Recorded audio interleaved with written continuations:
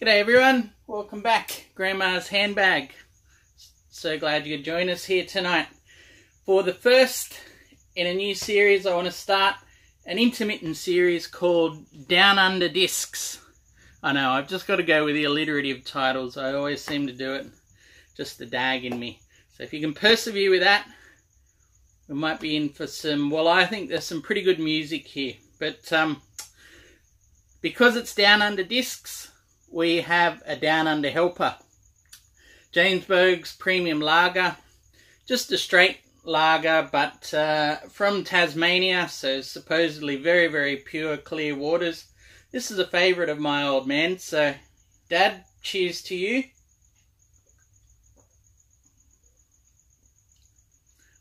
Good, clear, refreshing stuff. Alright, the first one off is Low Tide with Southern Mind. So I'm going to start spinning this, and this will be the background music. But I just wanted to show you that first, because there's some lovely bits of vinyl in here and some lovely covers and things as well. So that mottled green, beautiful colour. Yeah, very, very nice. So Low Tide are an Australian band, Melbourne based. This is their second album that came out earlier this year, and it's shoegaze. Straight into the shoegaze camp. So I'll put this on, hopefully low enough in the background, and it doesn't overpower things. So I've got a few notes here, just bear with us for a second, guys. Yeah, it's second album for Low Tide, and they're an interesting shoegaze band because they've actually got two bassists. Guitar, drums, and two basses. Usually the shoegaze formula is at least two guitars, drums, and bass. So they kind of mix up the formula a bit, which puts an interesting twist on things. You know, you've got sort of the higher Peter Hooky style bass, and then you've got the you know, the lower stuff, keeping the churning, the rhythm going, so you can put all the guitar over the top. And look, it's not too bad. I'm finding myself a little slow to warm to this album, though. I don't know quite why it is. Maybe I just haven't put myself in the space to appreciate it as much as their first album, which is a late era classic of the genre, I would say, for their first album. So yeah, it's just taking a while to get its teeth in for me on this one. And it doesn't actually help either, unfortunately, that this is a pretty poor pressing. And it's just frustrating, you know, you're just hearing those pops and clicks and crackles and that. So yeah, anyway, Low Tide, Southern Mind. Next one I've got for you is Amyl and the Sniffers. So with a name like that, what are you thinking here? Alright, well, I'll let you off the hook. It's punk. Pretty firmly in the punk territory. I don't know if this one takes the cake for me for the best vinyl, but I need to show you. I think it's lovely. Really, really cool. So you've got a 10-tracker here. It's basically 2 EPs put on on the one album. And you know when you got 6 tracks on a 12-inch that plays at 45, that they're short, they're sharp, and they're shocking. And it's great. That energy is just infectious stuff. Titles like I'm Not a Loser, Blowjobs, 70 Street Munchies, Caltex Cowgirl, Stole My Push Bike. Like, we're not talking high art here. This is just down and dirty, everyday stuff. I love it. I really have enjoyed this. This is a UK version, believe it or not, on Damaged Goods. So they've sold out a couple of pressings, 2 or 3 pressings now. This was a 500 limited, I think. The Australian pressing of it went out lickety-split really, really quickly. In Australia, they're on Homeless Records. Homeless Records is run by Richie Ramone, who's been a punk scene mainstay in Australia for quite a while. So yeah, punk and post-punk sort of stuff. So if you need some of that Australian style, go check out Homeless Records. But this one, yeah, what else to say about this? It's just short, sharp, snotty punk, you know, suburban tales of not much going on. Ramones style, but it's sort of tapping into the, you know, the Australian pub rock, hard rock sort of vibe as well, tradition. Local punk rock influences like Eddie Current, Suppression Ring, they sort of still writ fairly large. You can see on the back that's a full punk scene right there. So yeah, really, really enjoying this. It's a minimum of skill, but maximum attitude, you know what I mean? Like, they just launch into it. So, I've got some snippets, some needle drops. Have a listen and see what you think.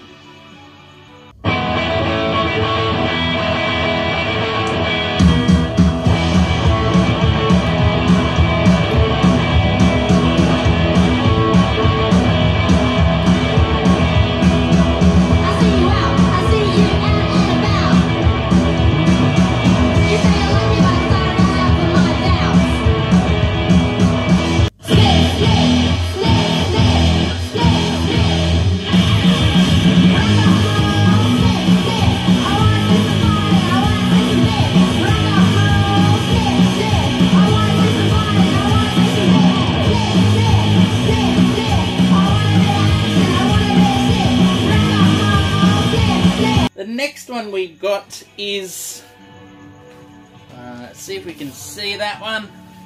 This is Performer by Montero.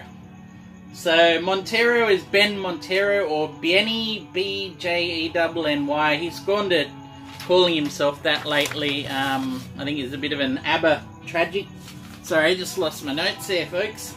And this is all his own artwork. He's quite well renowned amongst bands, other bands, for doing their art and things as well. You know, definitely a psychedelic influence in there. And yeah, look, he used to be in a band called Treetops in the noughties, and they made some sparkling sort of West Coast style indie pop harmonies and things like that. So he's always been on the softer end of pop things, and with a psychedelic edge. And this one here is you know, sumptuous sort of pop music, I have to say. Think ABBA, especially ELO, but produced with a modern sheen, Tame Impala style.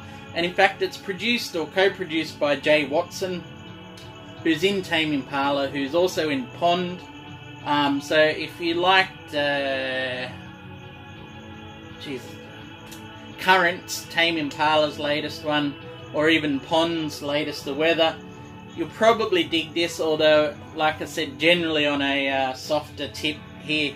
At the same time, with all the lushness, the sumptuousness in here, it just seemed to fall short for me. I don't know, I was really hoping this would be the album where Montero would sort of rise up out of, you know, his indie cult obscurity in a way, and sort of storm the mainstream a little more. And it just, there's a lot of style, but I don't know, the substance, you know, like, it's decent. Occasionally it's pretty good, but at the same time there's this kind of sheen that's hard to reach, an emotional core that sort of reaches out and grabs you. But yeah, look, it looks absolutely wonderful. There's the inner there with that little lovely cartoon. I can't get enough of that cartoon, to be honest. So the artwork is great, the artist's fantastic, sounds beautiful, but just missing that final something for me. I don't know. Have a listen, see what you think. Maybe it'll reach out and grab you.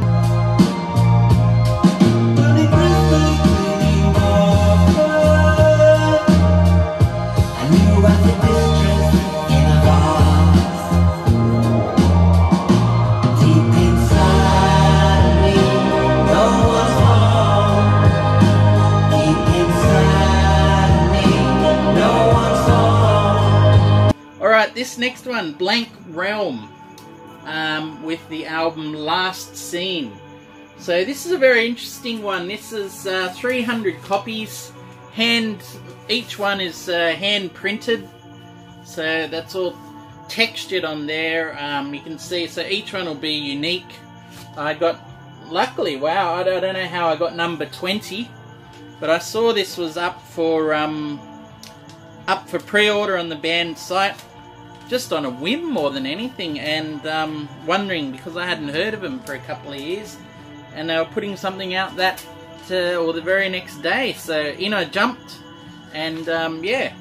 So it comes with this sort of obi fold around on there, and then obviously the printing on the label as well. So it's all kind of homespun, but very thought of, well thought of, which is interesting as well, because this is probably their, I think it's their 11th album, if I were to put it that. And they started around about 10 to 12 years ago, so they're pretty prolific. 3 siblings and a friend. And recently their albums have been released in the UK and Europe on Fire Records, but for some reason this one is a very limited affair. I don't know how that works. This one actually is pressed in Australia at Zenith. So we do have a pressing company here. They generally do pretty small runs, up to about 300 as a max. And the quality is, it's neither here nor there. It's a bit, can be a little hit and miss, to be honest. But anyway, this one's no problem. But just saying. I've got only one other album of theirs from 2013, and this one is very different. Like it's not a complete departure, because I don't know if the band can be pigeonholed that easily, but it just sort of really, it wasn't what I was expecting. I mean, their early album had guitars, it had vocals, and that's about the two things that are more or less missing or largely absent from this album. There's a lack of vocals on here, heavy synthesizer influences, and it's also very content in being an instrumental album as well. The title, I don't know if you can read that there, Last Scene, S-E-E-N, and there's the title track is Last, S-C-E-N-E, like a movie scene. So I think they're really playing on this juxtaposition, or this wordplay here, because there's a real filmic quality in it, but there's also this creepiness of being the last scene. Very interesting. I kind of like it. You know, as I was saying, there's no sort of real lyrics that you can grasp onto. The vocals, when they're there, are more or less indistinguishable. They're there as an instrument more than anything. I have to say to you as well, I really enjoy the naming of their songs. So you've got The Green of the Slime, The Steep of the Climb, The Forgettable Fire, Speedboat on a River of Blood. To me, they're very, because you're dealing with instrumental songs, they almost speak directly of the music in a very imaginative way. To me, anyway. Look, in fact, here's some footage on how the band came up with the naming of the songs, and see if you can hear the inspiration of how they got these titles to the music.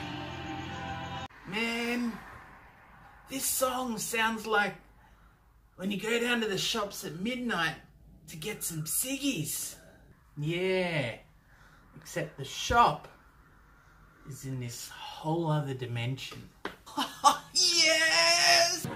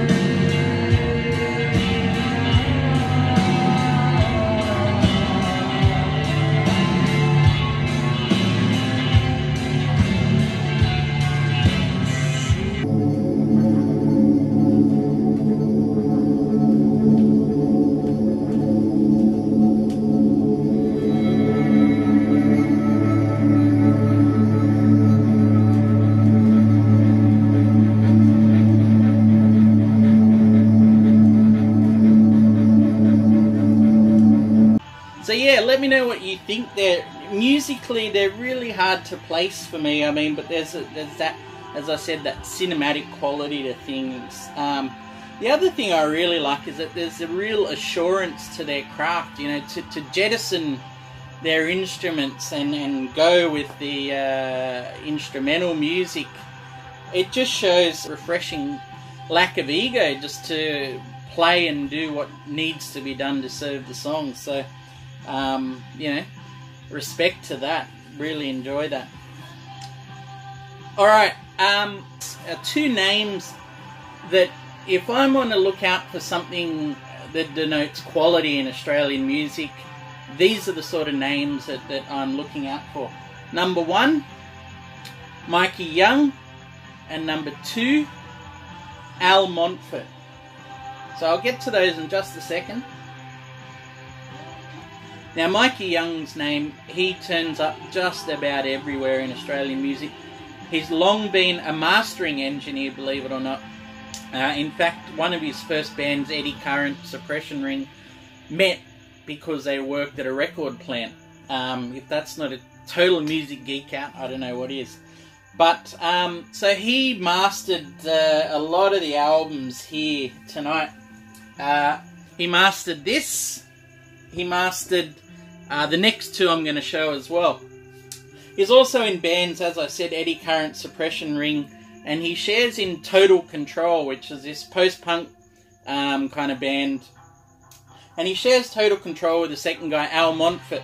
Al Montfort is in just about everything, which is kind of the state of affairs for Australian music. You need to have your fingers in a lot of pies in order to be able to make some money. Because we have a small population base, you need to spread and be very diverse in what you do.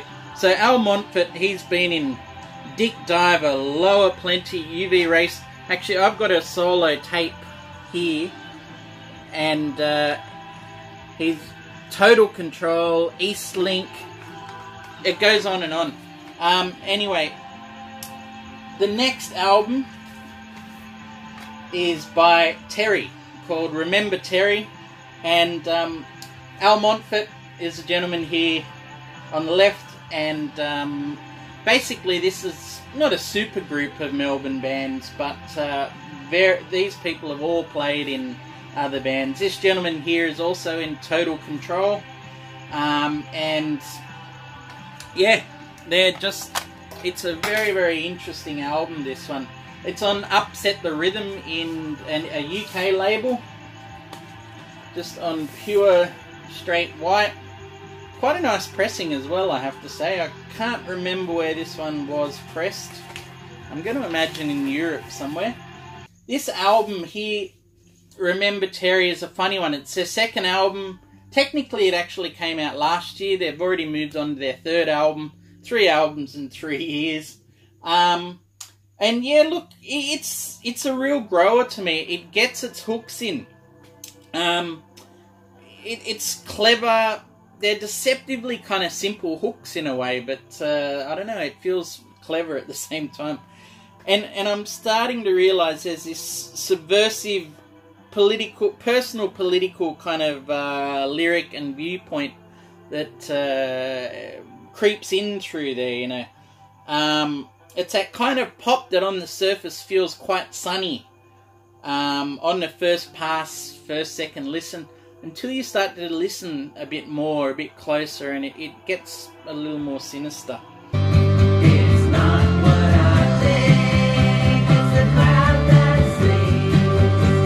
It's not into bright lights, do we all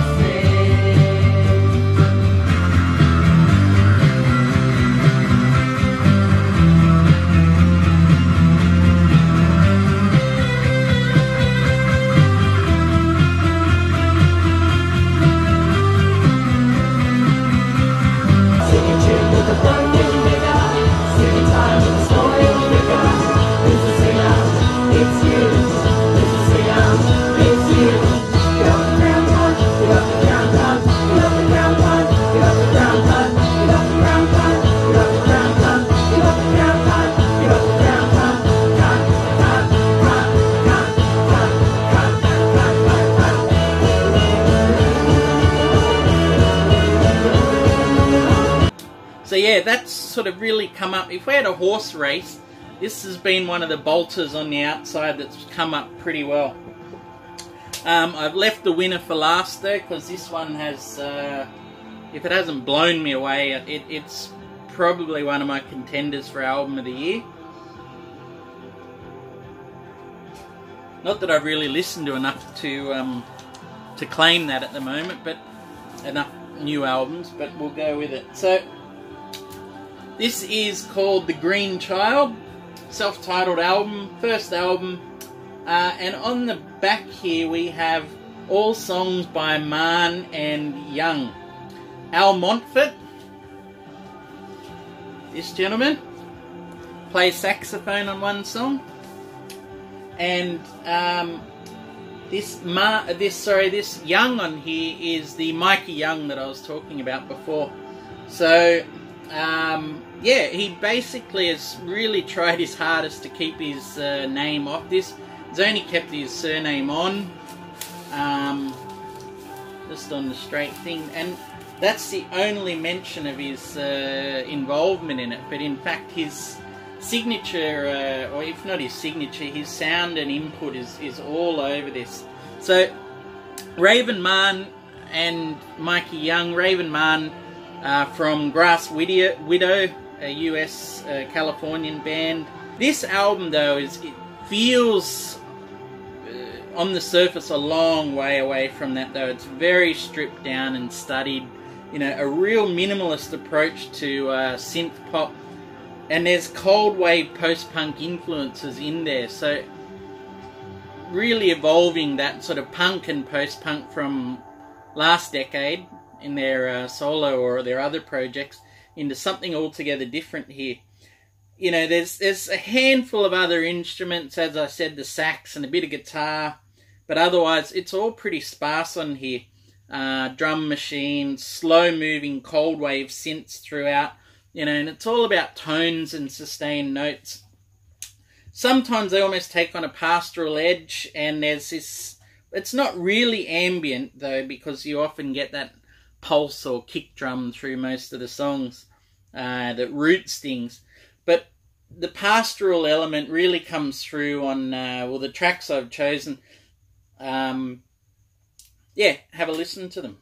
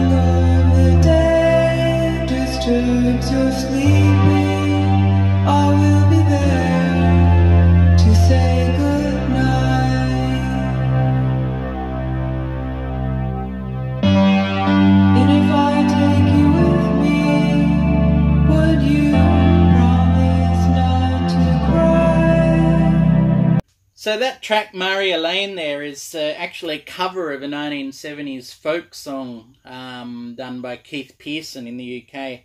And I don't know, there's just something the way they've done that with synth and these haunting vocals.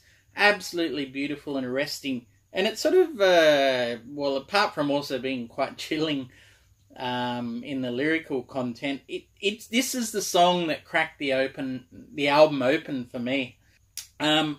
It reminds me a lot of Dot Allison, if people know Dot Allison from the early 2000s, and One Dove. So those sort of chilly, gorgeous vocals. Gweno's another one, and even Kraftwerk going folk, if you can sort of imagine that around their Ralph and Florian album, perhaps. Anyway, the cover artwork is done by James Vince Aguera, another bandmate for Total Control. So you can sort of see there's a real love-in effect with these bands, especially the ones that I'm focusing on at the end here. But there you go, The Green Child, self-titled, fantastic stuff. Thank you guys for all checking in and staying with us. Let me know what you think. I'd love to know if any of these float your boat or are worth inspecting. I think Australia, after years and years of trying to deny it, I actually think we produce some good stuff. So I'd love to see if you think this is equal on a world stage to other things. By and large, I'm starting to think we do it all right. Anyway, thank you guys. Really appreciate you listening. Love to hear your thoughts, and I'll be back pretty soon. Take care. Bye-bye.